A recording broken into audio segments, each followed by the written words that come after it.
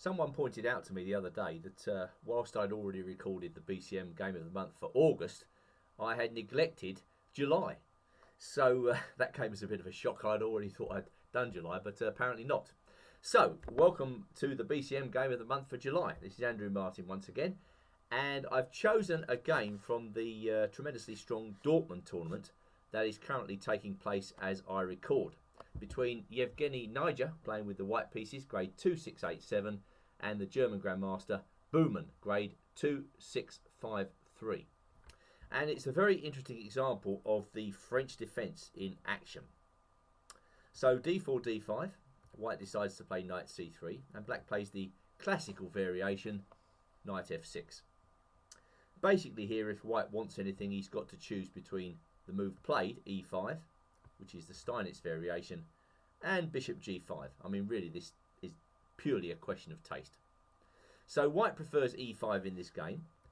Black drops back with knight fd7, and now an interesting move, knight ce2. Now, to the untutored eye, this move looks very weird. This is the Gled Hill variation.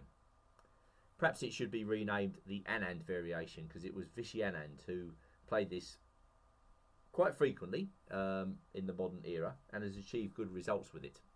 It looks a bit odd, but white's idea is that when black plays c5, which is a more or less indispensable move in the French, white's going to reinforce the centre with c3.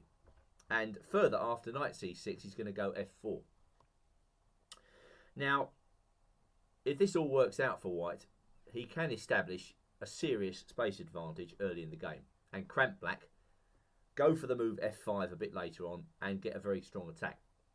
So what black mustn't do in this position, with white moving that knight, queen's knight twice and moving all his pawns up, is to play slowly.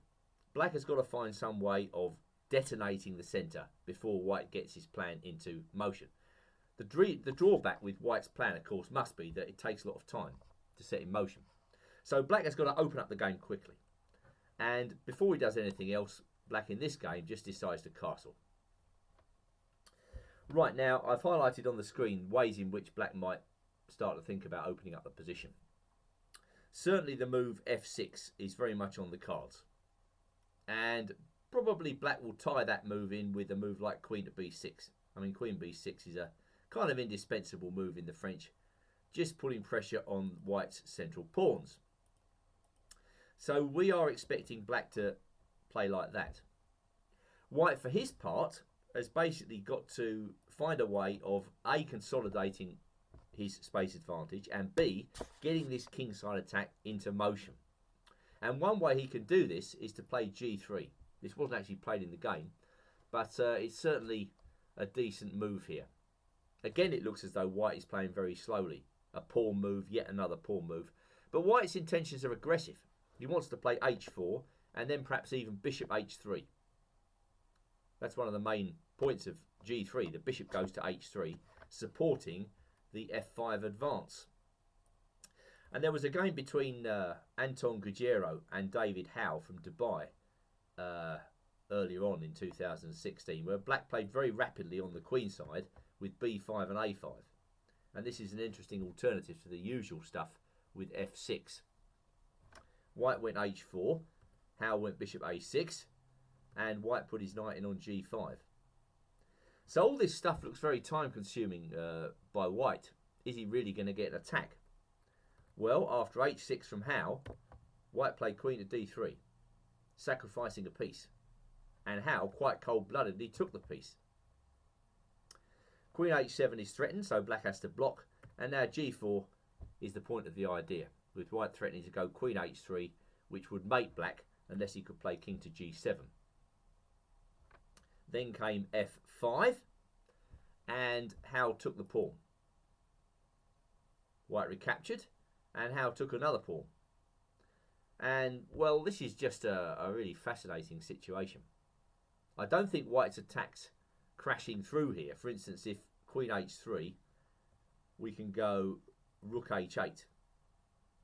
Yes, there can be some trades here, and white can recapture on g5, but then black goes b4 with very interesting counterplay.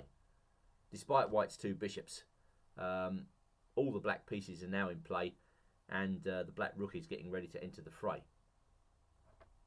So in the game, Anton Gujero played f6 check, and Howe took on f6 with the bishop, sacrificing temporarily, allowing bishop h6 check, king to g8, and now after bishop takes f8, knight takes f8, we've got a very interesting situation. Black has sacrificed the exchange for 2 pawns, but in return, his king is now safe, and white's king in the middle could well come under pressure. Black went on to win this game in 68 moves. Going back to our feature, Naja decides to play bishop e3, and this is clearly another alternative, although it does depart somewhat from the plan mentioned earlier, this idea of g3 and bishop h3. Seems as though white is dispensing with this plan for some time to come. Black played a5. All right, well, is this rather slow? We'll see, as black intends to push down the queen side to try and undermine white's pawn chain at the base with a4, a3. Again, there have been plenty of games from this position. Another recent game was Kamsky versus Ding from Moscow 2011, where black played f6, much more thematic, and after g3, queen to b6. Well, due to the threat to b2, white's got to play queen d2, and now f takes e5 is a typical upheaval in the centre. As you can see, white can't recapture with the f-pawn because his knight on f3 hangs. Already white's feeling the slight lag in development. So he took with the d-pawn. Knight takes e5 was suggested, but then we get c takes d4. And with the action in the centre now taking place, you know, you can't help but feel that black is starting to get the upper hand. His pieces are easier to develop than white's. This is a typically nice situation for black. So going back to the game itself, Kamsky decided to take with the d-pawn, which is very unusual in the French defence. And after rook d8, bishop h3, d4, black already had a nice game. It's interesting that black feels he can let the e-pawn go here. A typical sacrifice where, you know, white's losing yet more time to grab a pawn which only really serves to make the black king safer. So Kamsky didn't take that pawn. He carefully played bishop f2, and now black came forward with d3. And again, a very interesting situation comes on the board. This variation really does lead to very sharp chess. And no less sharp in our featured game. Going back now, you'll recall white just played bishop e3, black played a5, where white now played h4. Can white really afford all these pawn moves? Well, we will see. So queen to c2, what's the point of that? You think the queen will go to d2? Well, I think white's setting up ideas of knight g5, for sure. And then black's got some issues with his king. So this is why black blocked with f5. Another controversial move because it takes away a lot of the pressure against white's centre, which presumably was Naja's idea. Now the question is, can black get away with f6? That looks more thematic to me. Well, it may be that white can force him to play f5 a little later on. I suppose f6 also stops knight g5 by playing g3. And now if a3, which again is really very consistent with black's idea, white must block. Now queen to e8 is interesting. And black's got a balanced position here, very flexible. And after bishop h3, maybe he has to go f5 now. But after castles b6, g4, takes, we've just got a very unclear situation on the board. Again, very typical of this line. Back to the game. Black played f5. White went knight g5, opening up fire against e6. Black moves his knight to b6, protecting, allowing white to take on c5 so that he can get his knight into c4. Again, with pretty serious counterplay.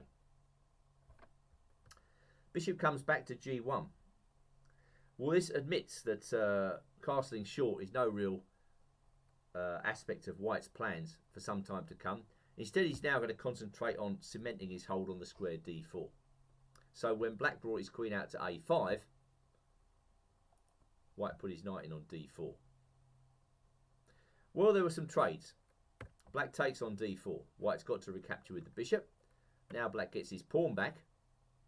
White's happy to trade because he's got the notion that he's going to go into a favourable knight v bishop situation here. So queen to d2, getting out of the possible pin. Black may be threatening, have been threatening d4.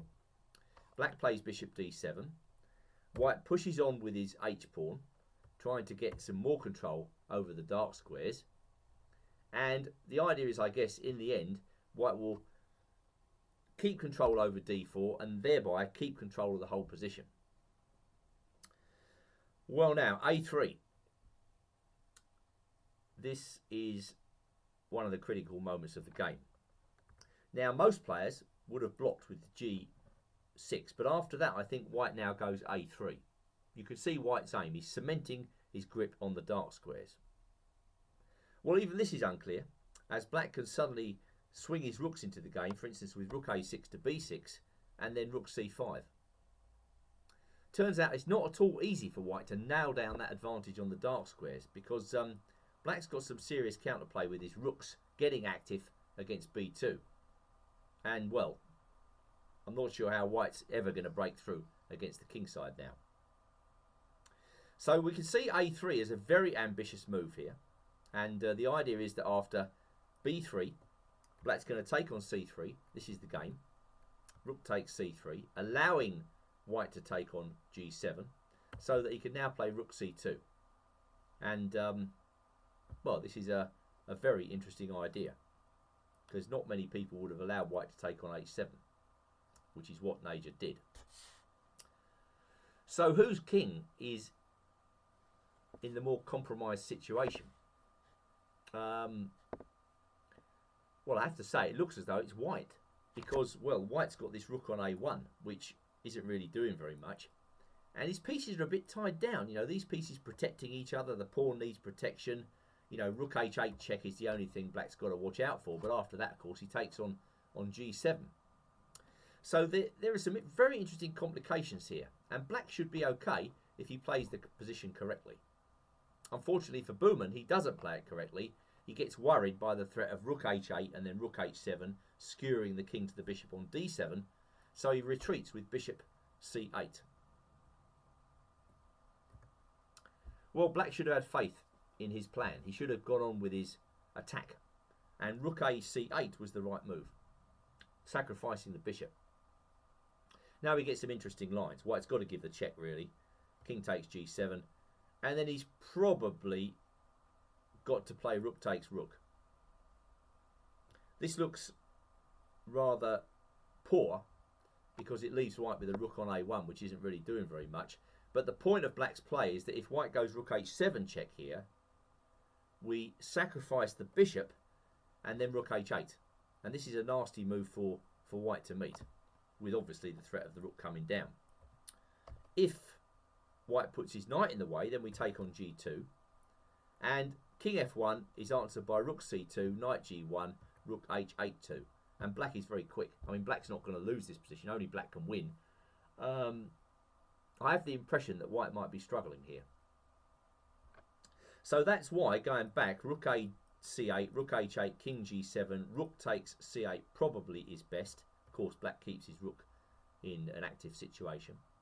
White now has to somehow extricate that rook on a1, so king d1 is best, allowing the capture, then rook c1. And now we get check, king d2. Well, of course, black can probably repeat with rook g2, but takes, king g6. What's going on here? White's a pawn down, but black's bishop is not that great. Well, of course, black shouldn't lose, and black's king is threatening to get very active. But this was a question of misjudgment, I'm sure. Bishop c8 is a misjudgment. And it's funny that a mistake is met with a reciprocal mistake here, as white plays rook to h2. Now, what he should do is to play king to d1, an excellent move. And the point of this is to go rook takes g2, rook h1, king takes g7, rook c1. White finds a decisive way to get his dormant rook into the game. And I think this probably wins for white.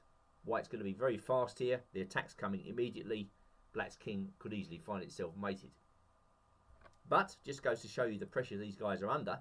White goes rook h2 instead.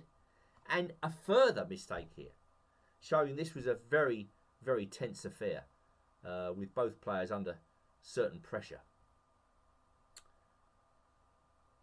b6. What black should do is get his rookie to the game. Both sides are struggling with that queen's rook. And after rook d1, rook a c5, rook d2, king takes g7, black is absolutely fine. b6, a mistake. Knight takes e6, clearly missed by black, and suddenly white is winning again. Well, what is black to do? Rook h8 check is now crushing if black doesn't take the knight, and when he takes, we go in with a rook and take the rook on a8. And black can try and scratch around for some counterplay here with the move d4, but really now the rooks should be boss. And that's the way it turned out with the accurate rook d1. It's good to note from white's perspective that the rook on a8 is in exactly the right place, monitoring that pawn. Black took on a2, white took on d4, black took on b3. Looks as though black might be getting a bit of counterplay, but rook a7 check, king g6, rook d6 check, king h5, and now can you see the winning move? Rook to g7. Black resigned. Problem for black is his king. You know, white's threatening to mate the king, starting with rook g5 check. And there's not an awful lot that black can do about it. You can give a couple of checks, but all his counterplay on the queen side means absolutely nothing if your king is exposed. Black resigned. Well, I thought that was a very interesting slugging match between two grandmasters. A lot of opportunities missed by either side, but that's really the tale of the tape of this exciting Gledhill variation. Will white be able to consolidate, or will black be able to open the position and get after white's king in the middle? Well, I hope you enjoyed that game. It was certainly one of the best games from Dortmund so far, and I look forward to the pleasure of your company in September. Thank you very much.